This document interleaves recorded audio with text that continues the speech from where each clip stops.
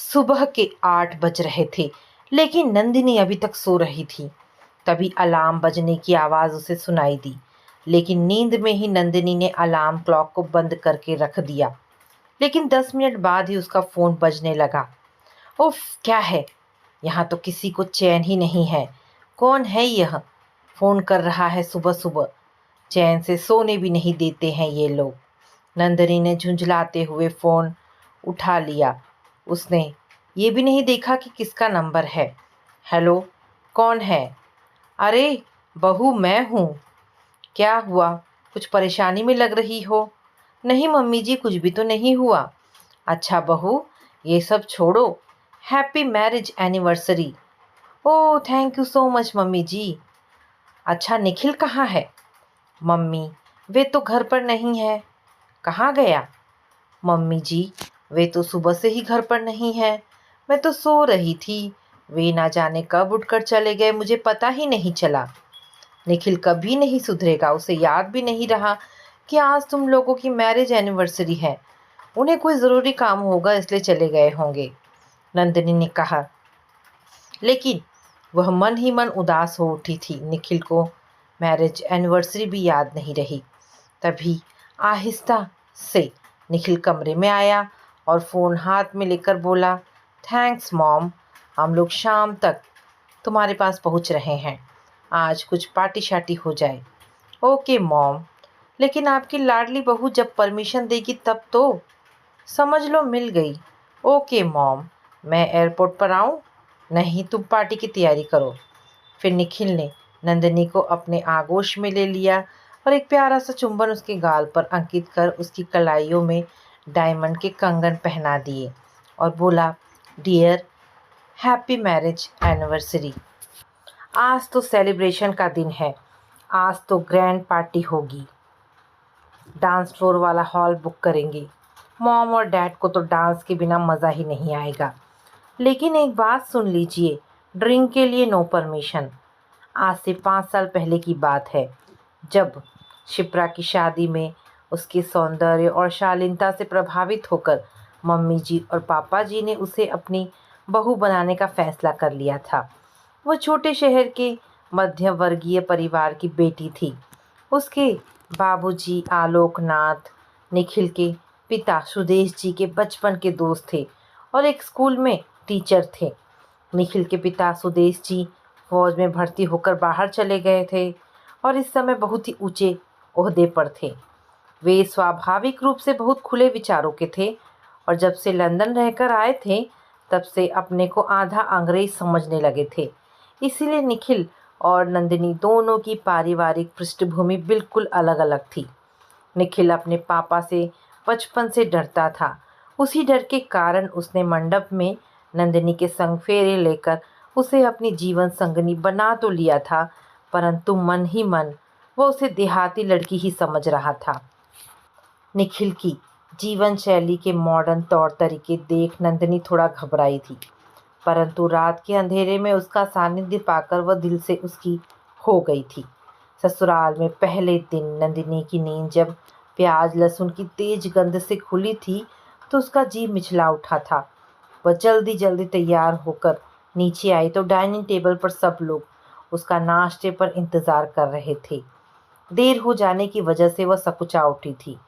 Table पर एक plate में पनीर की भुर्जी देखकर वो सकपका गई थी।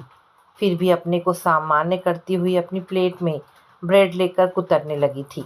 नंदिनी, ये पनीर भुर्जी तो लो, इसे निखिल ने तुम्हारे लिए विशेष रूप से बनवाया है, वो धीमी आवाज़ में बोली थी। मुझे पनीर नहीं पसंद, लेकिन निखिल ने तेजी से लपक कर अपनी प्लेट से पूड़ी और भुर्जी का बड़ा सा कौर बनाकर उसके मुंह में रख दिया था। वो घबराकर तेजी से बाथरूम की तरफ भागी थी।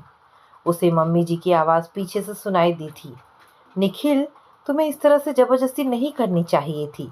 इसके बाद वह 2-3 दिन वहाँ रही तो निखिल उससे उखड़ा उखड़ा सा रहा। फिर उसकी छुट्टियाँ समाप्त हो गई तो नंदिनी को उसके साथ मुंबई आना पड़ा। छोटे शहर की नंदिनी मुंबई की तेज रफ्तार भरी जिंदगी देखकर सहम सी गई थी। वो हर काम निखिल की इच्छा अनुसार करने के चक्कर में सब उल्टा पुल्टा कर बैठती। एक दिन शाम को निखिल घर आते ही बोला, तैयार हो जाओ, आज मेरी शादी की पार्टी है जिसमें मेरे कुछ खास दोस्त होंगे, ज़रा ढंग से तैयार होना।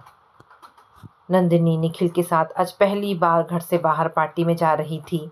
इस वजह से वह खुश मन से सज धज कर तैयार हुई तो निखिल बुरा सा मुंह बनाकर बोला, ये क्या गंवारों की तरह साड़ी पहन ली, कुछ वेस्टर्न पहनती। पार्टी में उसके दोस्त अमन और नीरज तो उसकी सुंदरता पर मर मिटे थे। अमन ने हाय करने को हाथ पकड़ा तो पकड़े ही रह गया। उसने जबरदस्ती खींचकर अपना हाथ छुड़ाया। नीरज नशे में धुत था, वह उसे खींचकर डांस फ्लोर पर ले जा रहा था और उसके मना करते ही निखिल सबके सामने नाराज होकर बोला, तुमने तो मैनर्स भी नहीं पढ़ा है, डांस कर लोगी तो क्या हो जाएगा। नंदिनी की आंखों में आंसू आ गए थे। वो कोने में जाकर बैठ गई थी। वहाँ नीरज की पत्नी नीता बैठी हुई थी। उसको भी इस तरह की पार्टियां पसंद नहीं थी। निखिल के साथ 8 दोस्तों और उनकी पत्नियों ने जी भर कर बोतलें खाली की थी। फिर किसी को होश नहीं रहा कि कौन किसकी बाहों में थिरक रहा है। सब नशे में डूबे हुए थे। उसे यह सब बहुत ही अटपटा लग रहा था। निखिल को नशे में धुत देखकर वह परेशान हो उठी थी। नंदिनी ने उस दिन से इस तरह की पार्टियों में न जाने की कसम खा ली थी।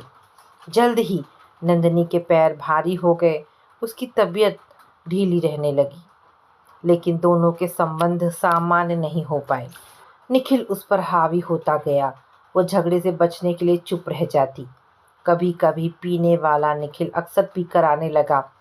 उसकी खराब तबीयत के बारे में सुनकर उसके माँ बाबूजी आकर उसको अपने साथ ले गए। वहाँ भूमि के पैदा होने पर अमित वहाँ रिया के पैदा होने पर निखिल आया और बेटी को लाड दिखाकर चला गया। वो सोचती थी कि मेरी प्यारी सी बेटी हम दोनों के रिश्ते सामान्य कर देगी, लेकिन ऐसा हुआ नहीं। निखिल की मम्मी जी और पापा जी विदेश में थे। थोड़े दिनों बाद वह निखिल के साथ फिर से मुंबई आ गई। वहाँ नन्ही सी रिया की देखभाल में उसका समय बीतने लगा। उसकी सहायता के लिए एक आया लीला को रख लिया गया था। एक दिन सुबह ऑफिस जाते हुए निखिल बोला, शाम को 6 बजे तैयार रहना, आज अमन की मैरिज एनिवर्सरी है, उसने तुम्हें लेकर आने को कहा है। ये कहकर वह ऑफिस चला गया, लेकिन नंदिनी के लिए वहाँ जाना मुमकिन नहीं था क्योंकि रिया को बुखार था। फिर उसे शुरू से ही निखिल के दोस्त पसंद नहीं थे। पीना, डांस करना और आपस में भद्दे भद्दे मजाक करना। पीने पिलाने वाली पार्टियों से तो वह कोसों दूर रहना चाहती थी। शाम 7 बजे आते ही निखिल घुड़क कर बोला, तुम्हारे कान बंद रहते हैं क्या? सुबह मैं तुमसे कुछ कह कर गया था, अभी तक तुम तैयार क्यों नहीं हुई हो? मैं नहीं जा पाऊंगी, रिया को बुखार है। निखिल नाराज होकर पैर पटकता हुआ घर से चला गया। लेकिन पार्टी में अकेले जाने के कारण निखिल दोस्तों से हाय हेलो करने के बाद एक पैक लेकर कोने की एक टेबल पर चुपचाप बैठ गया। उस पर अभी नशे का शुरूर चढ़ा भी नहीं था कि एक सुंदर महिला पर उसकी निगाह पड़ी। वह कुछ क्षणों तक उसको अपलक निहारता रह गया। निखिल की निगाहें उस महिला से एक क्षण को मिल गई तो उसने एक घुट में ही बड़ा पैक खाली कर दिया। वह महिला भी अकेली बैठी निखिल की ओर देख रही थी। अचानक वह तेजी से उठी और उसके पास आकर कुर्सी पर बैठते हुए बोली, हाय हैंडसम, माई सेल्फ सिमरन। उसकी सुंदरता में खोए निखिल को सब सपना सा लग रहा था, लेकिन वह भी बोला, हेलो माई सेल्फ निखिल। दोनों में दोस्ती होते देर न लगी। निखिल उसकी सुंदरता पर मर मिटा था तो सिमरन निखिल की स्मार्टनेस और जवानी पर। उन दोनों ने बेखौफ ड्रिंक और डांस का अच्छी तरह आनंद लिया। फ़ोन नंबर का आदान प्रदान हुआ और शुरू हो गया दोनों का मिलना जुलना। निखिल सब कुछ भूल कर सिमरन के प्यार में खो गया। वो मीटिंग और अधिक काम के बहाने घर देर से पहुंचने लगा। दोनों के बीच एक रिश्ता बन चुका था, इसलिए निखिल उसके नशे में डूबा रहता। दोनों अक्सर साथ में लंच करते, तो कभी पिक्चर तो कभी थिएटर, कभी मॉल में घूमते। नंदिनी को पति के आचरण पर शक होने लगा था। वह कभी कभी उसके फ़ोन कॉल और मैसेजेस चेक करती, परंतु चौकन्ना निखिल पत्नी के लिए कोई निशान नहीं छोड़ता था। एक दिन शाम को अचानक निखिल बोला, नंदिनी, मैं दिल्ली जा रहा हूँ। वहाँ अमेरिका से एक डेलीगेशन आ रहा है, उनके साथ मेरी मीटिंग है। मुझे वहाँ 2-3 दिन लगेगी। नंदिनी ने पति को शक की नज़र से देखा, लेकिन कुछ बोली नहीं, सिर्फ धीमी आवाज़ में बाय कह दिया। बाद में उसने निखिल की सेक्रेटरी से पता लगा लिया कि वह छुट्टी लेकर गया हुआ है, तो उसका शक विश्वास में बदल गया। इधर निखिल प्लेन की सीट पर बैठते ही सिमरन के ख्वाबों में खो गया।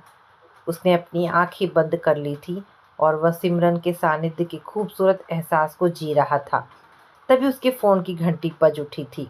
उधर सिमरन थी। वह बोली, डियर, मेरे लिए एक एक पल काटना मुश्किल हो रहा है।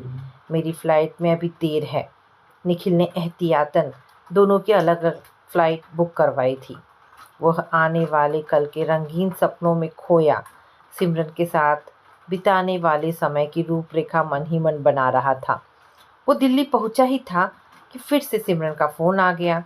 डियर, तुम कहाँ तक पहुँचे? मैं दिल्ली पहुँच गया हूँ। जब तुम्हारी फ़्लाइट पहुँचेगी तो मैं एयरपोर्ट पर तुम्हारा इंतज़ार करता हुआ मिलूँगा। तुम बहुत अच्छे हो। तुम मुझे यूज़ करके फिर अपनी पत्नी के आंचल में तो नहीं लौट जाओगे? नेटवर्क की प्रॉब्लम के चलते फ़ोन कट चुका था, लेकिन सिमरन के नशे में डूबे निखिल ने नंदनी से तलाक लेने का मन बना लिया था। वो सोच रहा था कि दिल्ली से लौटते ही वह अपने वकील से कागज़ तैयार करवा लेगा। सिमरन को लेने वह एयरपोर्ट पर पहुंचा। उसके हाथ में एक बड़ा सा बुके था। आज वह अपने नए जीवन की शुरुआत करने जा रहा था। यहाँ पर केवल वह होगा और उसकी सिमरन। आज तो सिमरन शॉर्ट स्कर्ट और टॉप पहन कर आई थी। निखिल उत्तेजनावश उसको निहारता ही रहा। सिमरन ने पास आते ही उसे अपने पास खींच लिया। रात में जिस 5 सितारा होटल में वे ठहरे थे, उसके विशेष कक्ष में दोनों ने डिनर लिया। तभी सिमरन ने अपने पर्स से एक सुंदर सा ब्रेसलेट निकालकर निखिल की कलाई में पहना दिया। डियर निखिल, ये ब्रेसलेट मैंने तुम्हारे लिए ही खरीदा है। हर समय यह तुम्हें मेरी याद दिलाता रहेगा। ब्रेसलेट पहनकर निखिल अचकचा उठा। उसे भी तो सिमरन के लिए कोई महंगा गिफ्ट खरीदना पड़ेगा। ये मस्ती तो उस पर भारी पड़ रही थी। रात में सिमरन उसको एक नाइट क्लब में ले गई। यह उसके लिए नया अनुभव था, लेकिन शायद सिमरन इन पार्टियों और क्लबों की अभ्यस्त थी। वहाँ सहजता से वह एक के बाद एक पैक चढ़ा रही थी, साथ ही निखिल को भी पिला रही थी। दोनों मदहोशी में थे और गहरे नशे में डूब चुके थे। होटल में लौटने पर निखिल अपने फ़ोन पर कुछ कर रहा था कि सिमरन उसके हाथ से फ़ोन खींचकर बोली, तुम भी खूब हो। मुझ जैसी हसीना के बजाय फ़ोन से खेल रहे हो। फिर वह उसके और करीब खिसक कर बोली, मुझे एक लंबे इंतज़ार के बाद तुम जैसा साथी मिला है। तुम अपनी बीवी से कब तलाक लोगे? बहुत हो गई लुका छिपी। अब तुमसे दूरी मुझसे बर्दाश्त नहीं हो रही है। सिमरन, ये बताओ कि आज तक तुम्हारे जीवन में कोई और तो नहीं आया? नहीं यार, मैं सिंगल हूँ। तुम्हें देखते ही मुझे जाने क्या हो गया। मैं तुम्हारे प्यार में पड़कर सारी दुनिया भूल गई। दिन भर तुम्हारे ख्यालों में खोई रहती हूँ। ऑफिस के काम में भी मेरा मन नहीं लगता। सुबह निखिल के पास ऑफिस से ज़रूरी मीटिंग के लिए फ़ोन आया। वह जाना नहीं चाहता था, क्योंकि अभी सिमरन के साथ और समय बिताना चाह रहा था, लेकिन उसका लौटना ज़रूरी था। इसलिए वह सिमरन से बोला, सिमरन, मुझे ऑफिस की मीटिंग की वजह से आज ही मुंबई पहुंचना होगा। ठीक है, तुम चले जाओ, मैं 2 दिन बाद पहुंचूंगी। निखिल फ्लाइट से अगले दिन सुबह जब घर पहुंचा तो सिमरन को छोड़कर आने की वजह से खिसियाया हुआ था। फिर जब ऑफिस के लिए तैयार हो रहा था, नंदिनी किचन में गई। उसने चाय नाश्ता बनाया और डाइनिंग टेबल पर रख दिया। निखिल हड़बड़ाता हुआ कमरे से निकला तो कप में चाय देखते ही चिल्लाया, जब तुम्हें पता है कि मैं इस तरह की चाय नहीं पीता तो क्यों बनाकर रख देती हो? और गुस्से में चाय का कप और नाश्ता दोनों को उठाकर ज़मीन में फेंक दिया। नंदिनी किचन से बाहर आई और निखिल से बोली, निखिल, मैं आपकी पसंद की पॉट वाली चाय बनाकर लाती हूँ, प्लीज़ रुक जाइए। घर से इस तरह चाय नाश्ते के बिना मत जाइए। निखिल ने नंदिनी को सामने से हटाने के लिए धक्का दिया और बिना पीछे देखे ही गाड़ी स्टार्ट करके चला गया। नंदिनी जमीन पर गिर गई और टेबल का कोना माथे पर चुभ जाने से उसके माथे से खून बह निकला। कुछ पलों के लिए वो बेहोश हो गई। फिर होश आने पर उसने चोट पर दवा लगाई और लेटकर अपने जीवन के बारे में सोचने लगी। वह कब तक इस तरह से अपमानित हो होकर जीती रहेगी? उसे अपने भविष्य के बारे में गंभीरतापूर्वक सोचना पड़ेगा। निखिल उस पर हाथ भी उठाने लगे हैं। वो किस तरह से निखिल को सही रास्ते पर लाए? तभी उसका मोबाइल बज उठा। उधर उसकी सासू माँ चंदा जी थी। कैसी हो नंदिनी? मैं ठीक हूँ। मेरा नालायक बेटे का हाल क्या है? वे भी ठीक है। तेरा ख्याल रखता है मेरा अकड़ू बेटा? जी मम्मी जी। उसे बता देना कि मैं उसे याद कर रही थी। उनकी बात यहीं ख़त्म हो गई, पर मम्मी जी के अकड़ू शब्द ने नंदिनी की चेतना को जगा दिया। उसने नेट पर प्राइवेट डिटेक्टिव एजेंसी को ढूंढ वो उससे संपर्क कर निखिल और उसकी महिला दोस्त के विषय में पूरी जानकारी हासिल करने के लिए कहा। उसके लिए उसने मुंह मांगी फीस भी दी। उसके बाद उसने अपना सामान गेस्ट रूम में शिफ्ट कर लिया। शाम को जब निखिल आया तो सारे घर में अंधेरा देखकर उसका माथा ठनका। फिर नंदिनी को गेस्ट रूम में देखा तो बोला, ये सब क्या नाटक है? जो देख रहे हो जल्दी ही मैं अपनी व्यवस्था कर लूँगी। फिर यहाँ से हमेशा के लिए आपकी नज़रों से दूर हो जाऊँगी।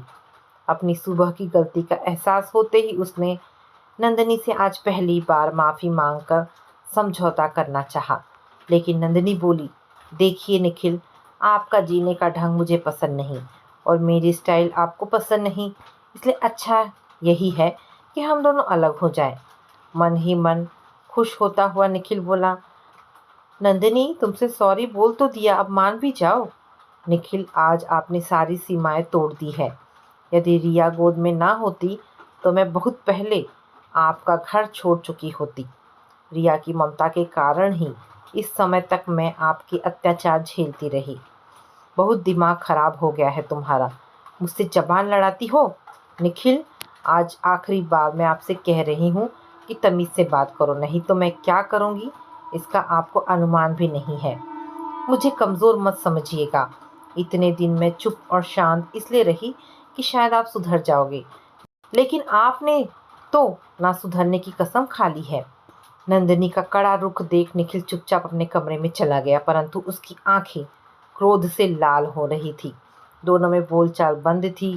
घर में शांति छा गई। नंदिनी को सीक्रेट सर्विस वालों की रिपोर्ट का इंतजार था। वह जब उसे मिली तो उसका शक सही निकला था। उन लोगों ने निखिल और सिमरन के रिश्तों की बात सच बताई। साथ ही सिमरन के अन्य संबंधों की सीडी उसको देकर गए। अब वह आश्वस्त थी कि अपने और निखिल के रिश्ते को या तो बचा लेगी या तोड़ देगी। तभी मम्मी जी का फ़ोन आ गया कि पापा को हार्ट अटैक पड़ा है, इसीलिए तुम दोनों तुरंत आओ। निखिल और वह दोनों तुरंत वहां पहुंच गए थे। पापा जी 1 हफ्ते नर्सिंग होम में रहने के बाद डिस्चार्ज होकर घर आ गए थे। निखिल के पिता सुदेश जी बहुत जल्दी ही स्वस्थ हो गए। सिमरन के नशे में डूबा निखिल नंदिनी को वहीं छोड़ मुंबई चला आया। नंदिनी के उतरे हुए चेहरे और गुमसुम रहने से चंदा जी का माथा ठनका। उन्होंने पूछा, नंदिनी तुम्हारे और निखिल के बीच सब ठीक तो है ना? जी मम्मी जी। निखिल तो तुम्हें फ़ोन भी नहीं करता। वे काम में बहुत बिजी रहते हैं इसलिए नहीं कर पाए होंगे। तुम मुझसे कुछ छिपा रही हो, सच सच बताओ। मैं अपने बेटे के स्वभाव को अच्छी तरह जानती हूँ। अब नंदिनी अपने को रोक ना पाई तो एकदम से उबल पड़ी। मम्मी जी, मैं निखिल से तलाक लेना चाहती हूँ। मैं उनके साथ अब नहीं निभा सकती। क्या बात है? प्लीज़ आप पापा जी से कुछ मत कहिएगा। अभी उनकी तबीयत पूरी तरह ठीक नहीं है। नंदिनी ने सीक्रेट सर्विस वालों द्वारा दी गई सीडी उनके हाथ में रख दी और फूट फूट कर रो पड़ी। चंदा जी ने नंदिनी के आंसू पोंछे और बोली, तुम चुप हो जाओ, मैं तुम्हारे साथ हूँ। तुम्हारी समस्या का समाधान अब मैं करूँगी। चंदा जी ने आहत मन से उस सीडी को देखा। वे नंदिनी से बोली, बेटी, जैसे शरीर में कोई रोग या बीमारी हो जाने पर उसका इलाज करने के लिए कड़वी दवा पीनी पड़ती है, वैसे ही यदि निखिल के कदम बहक गए हैं तो हम सबको मिलकर उसे सही रास्ते पर लाना होगा। तुम्हें मेरा साथ देना होगा। मेरा विश्वास है कि निखिल बहुत जल्द तुम्हारे पास होगा। बस थोड़ा धीरज रखो। उन्होंने नंदिनी को इंग्लिश स्पीकिंग और व्यक्तित्व विकास की क्लासेस ज्वाइन करवा दी। सुंदर तो वो थी ही, अब उसका व्यक्तित्व भी निखर उठा था क्योंकि उसका आत्मविश्वास बढ़ चुका था। चंदा जी नंदिनी के बदले हुए व्यक्तित्व से बहुत खुश थी। कुछ दिनों बाद वे बेटे के घर अकेले पहुंच गई। घर पर सिमरन की यहाँ वहाँ बिखरी चीजें देख वे निखिल से बोली, बेटा ये तुम्हारे साथ कौन रहता है? सकपकाया सा निखिल बोला, कोई नहीं मॉम, मेरी एक दोस्त किसी मीटिंग में यहाँ आई है, उसी का सामान यहाँ वहाँ बिखरा हुआ है। 3-4 दिनों से वह यहाँ है, आज उसे जाना है। साफ शब्दों में क्यों नहीं कहते कि मेरी गर्लफ्रेंड मेरे साथ रह रही है? वैसे बेटा ये तुमने बड़ा अच्छा किया कि अपने लिए एक पार्टनर ढूंढ लिया, लेकिन तुम्हें पार्टनर बड़ी जल्दी से मिल गई। अभी तो नंदनी को गए 2 महीने भी नहीं हुए। चलो मेरी चिंता समाप्त हुई। मैं सोचती थी कि मेरा मॉडर्न बेटा कैसे उस देहाती लड़की के साथ गुजर कर रहा होगा। नहीं माँ, ऐसा कुछ नहीं है, लेकिन नंदनी के साथ रहना तो वास्तव में बहुत मुश्किल है। पक्की घरेलू और देहाती लड़की है। मैं तो उसके साथ खून का घूंट पीकर रहता हूँ। तो ठीक है, तुम उसे तलाक ले लो। हाँ, मैं मन ही मन ये सोचता तो था, लेकिन हिम्मत नहीं पड़ती थी। अब आप मेरे फेवर में हैं तो मैं कल ही वकील से मिलकर बात करूँगा। लेकिन मॉम, आप पापा के सामने अपने कदम पीछे तो नहीं कर लेंगी? मुझे पापा से बहुत डर लगता है। हाँ, तुम्हारे पापा को समझाना तो थोड़ा मुश्किल है, क्योंकि नंदनी ने उन पर ना जाने कौन सा जादू कर रखा है। वे तो रात दिन उसकी तारीफ करते रहते हैं। चलो देखती हूँ, लेकिन अपनी दोस्त से कब मिलवाओगे? शुभ काम में देरी कैसी डियर मॉम? मैंने तो उसे न आने के लिए मैसेज कर दिया था, पर अब उसे आने के लिए बोल देता हूँ। ये सब तो ठीक है, लेकिन नंदनी तो आदर्श लड़की है। वह तो मरते दम तक तुम्हें तलाक नहीं देगी, और साथ में तुम्हारी बेटी रिया का जीवन संकट में पड़ जाएगा। मॉम, आज सिमरन बिजी है इसलिए वह नहीं आएगी। रात में वह कहाँ बिजी रहती है? मुझे क्या मालूम, किसी क्लाइंट के साथ उसकी मीटिंग होगी। हम लोग पर्सनल बातें आपस में डिस्कस नहीं करते। फिर तो वह अमीर लड़की होगी। चलो अच्छा है, तुम्हारी नौकरी चली गई तो वो तुम्हारा खर्च तो उठा लेगी। मॉम, आप तो ना जाने क्या कहना चाह रही हैं। देखो निखिल, जब किसी ऐसे काम को करने जा रहे हो जिसका फैसला कोई दूसरा करने वाला हो, तो उसके नकारात्मक पहलू पर भी विचार करना चाहिए। जरा वह ब्रेसलेट ले आओ। निखिल ने ब्रेसलेट लाकर चंदा जी की हथेली पर रखा। उन्होंने ब्रेसलेट को उलट पलट कर और यहाँ वहाँ जरा सा घिस कर देखा। फिर बोली, इस ब्रेसलेट पर तो सोने की पॉलिश भी नहीं है। इसकी कीमत तो 1000 तक होगी। चलो इसको ज्वेलर के यहाँ परखवा लेते हैं। छोड़ो मॉम, सिमरन ने शायद मुझ पर इम्प्रेशन जमाने के लिए नकली ब्रेसलेट दिया होगा। मेरे लाल, असली नकली को पहचानना सीखो। कब तक नकली तड़क भड़क के पीछे भागते रहोगे?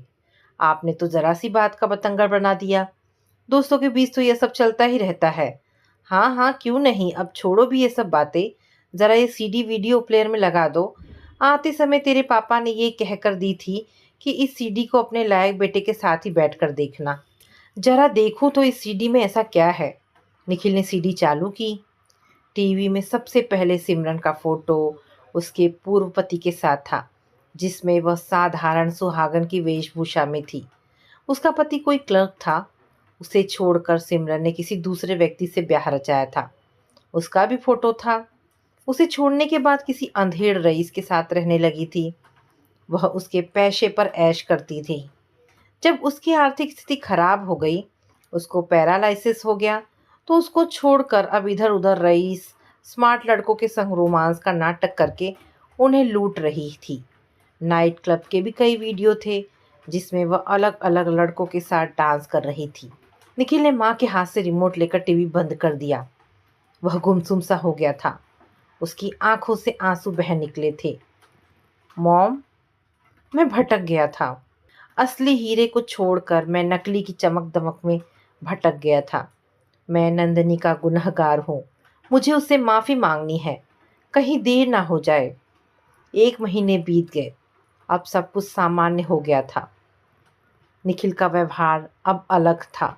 सचमुच निखिल सही रास्ते पर आ गया था। वो सोच रही थी कि माँ के इस कदम ने उसकी टूटती शादी को बचा लिया। तभी निखिल के दोस्त अमन और नीरज के सम्मिलित स्वर से उसकी तंद्रा टूटी।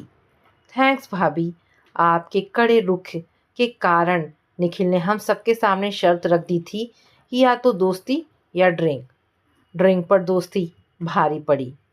निखिल प्यार भरी नज़रों से नंदिनी को देखकर उसका हाथ पकड़कर बोला, बहुत बहुत शुक्रिया मेरी प्यारी पत्नी नंदिनी, तुमने मुझे सही रास्ते पर ला दिया। तो दोस्तों, ये कहानी यहाँ पर समाप्त होती है। आशा करती हूँ कहानी पसंद आई होगी। अगर कहानी पसंद आई है तो प्लीज़ इसे लाइक एंड शेयर करें। दोस्तों, ऐसी ढेरों पारिवारिक और शिक्षाप्रद कहानी सुनने के लिए मेरे चैनल को प्लीज़ सब्सक्राइब करें। धन्यवाद दोस्तों।